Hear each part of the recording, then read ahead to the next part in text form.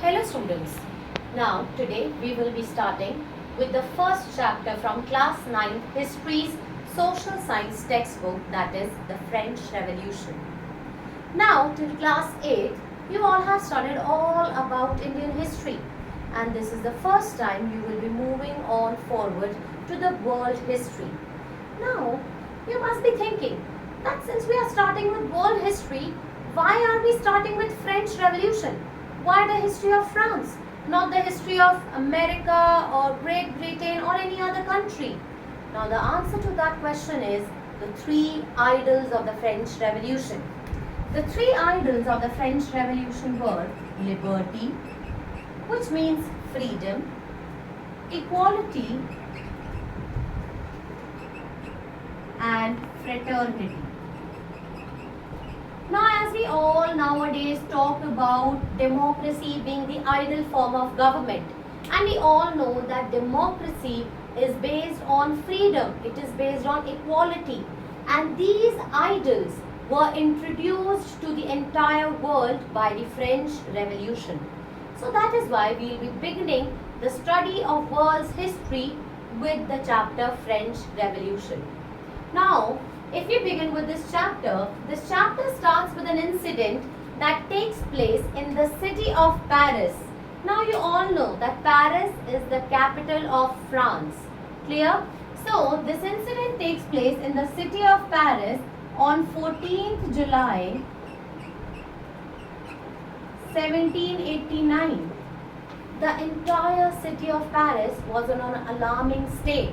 Everywhere there were people protesting against the king. There was a rumor that the king has ordered his military to open fire upon the people, and the people were scared. They took on to arms, they took on to weapons. They even attacked the Bastille prison, which was a representation of the king's power. Bastille was a place in France. There was a prison there, clear? So the people attacked that prison because it was a representation of king's power. And this entire incident took on to a very large scale where people were protesting out there. There were some people protesting for increase in price of taxes, increase in price of bread. Some people were not happy with the king. So there were several reasons.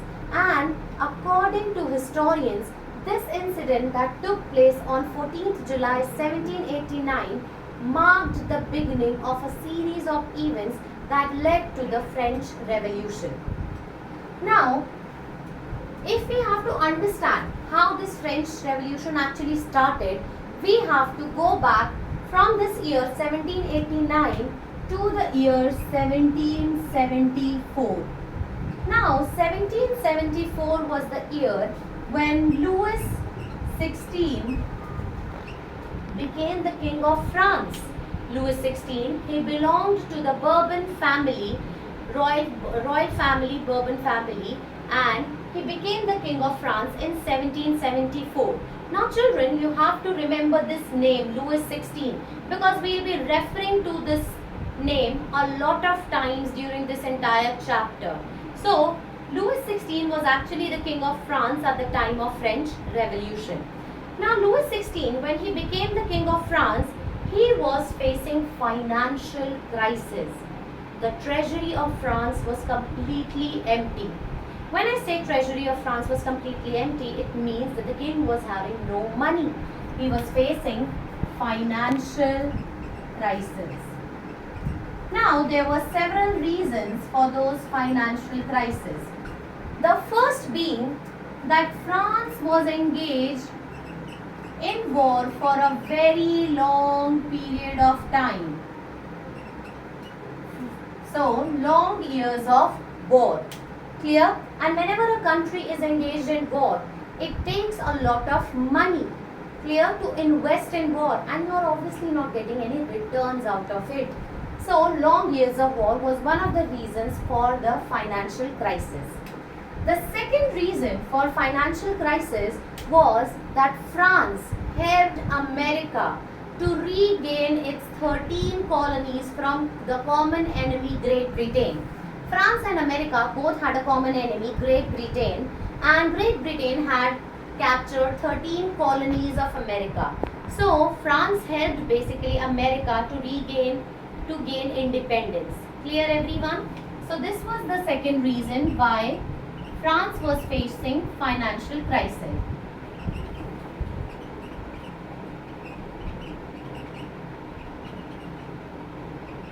Thirdly, there was a very beautiful and extravagant palace in Versailles. Versailles is a city in France, and in that city there was a very large and beautiful palace, and the maintenance of that palace also cost a lot of money.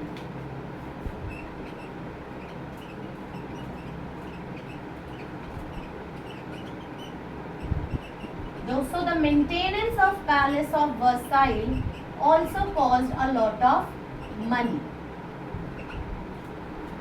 The fourth reason was that the lenders from whom Louis XVI took loans, the king took loans, they started charging 10% interest rate.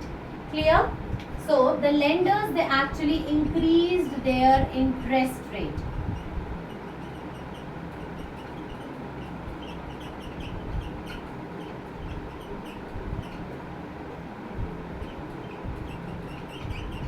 And lastly, children, we all know that whenever there is a government, that government has to ensure its regular expenses, which include paying salaries to the officials, maintaining schools, maintaining buildings, all these things, providing facilities to its citizens. All those regular expenses were also there. So all these 5 reasons were the main reasons because of which Louis XVI faced financial crisis. Now what happened after that? How the French Revolution started? How Louis XVI decided to tackle with the financial crisis? All that we'll be discussing in the next class. Thank you.